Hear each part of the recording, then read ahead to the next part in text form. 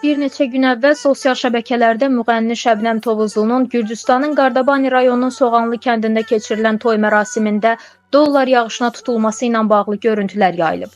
Həmin görüntülərdə Şəbnəm Tovuzlunu dollar yağışına tutan ailənin Ofeliya və Luka ləqəbli oğlunun narkotik alveri ilə məşğul olduqları iddia edilir.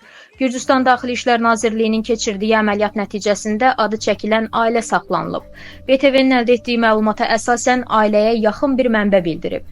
Əgər Şəbnəm Tovuzlu bu videonu paylaşmasaydı, bəlkə də bu hadisələr yaşanmazdı. Bu ailənin narkotiklə heç bir əlaqəsi yoxdur. Sadəcə imkanlı ailədirlər və özlərinə məxsus biznesləri var. Şəbnəm bizim evimizi yıxdı. Onu toya dəvət etdiyimizə görə min peşmanıq. Sözü gedən xəbər BTV-də yayımlandıqdan sonra Şəbnəm Tovuzlu redaksiyamızın Instagram hesabına mesaj yazaraq xəbərin dərhal silinməsini tələb edib. Həmin mesajda o həmkarı müğənni Nəfəsin də adını çəkərək bildirib. Məndən sonra ora Nəfəs gedib. Ona qolbaq taxıblar, başından pul səpiblər. Onun videosunu niyə paylaşmırsınız? Gözünüz ancaq Şəbnəmi görür. Mən sizə zərər vermək istəmirəm. O səbəbdən videonu silin. Bu mövzuya mən yandım, sən də yan prinsipindən yanaşan Şəbnəm Tovuzlu, müğənni Nəfəsi də bu qalmaqala cəlb etməyə çalışıb.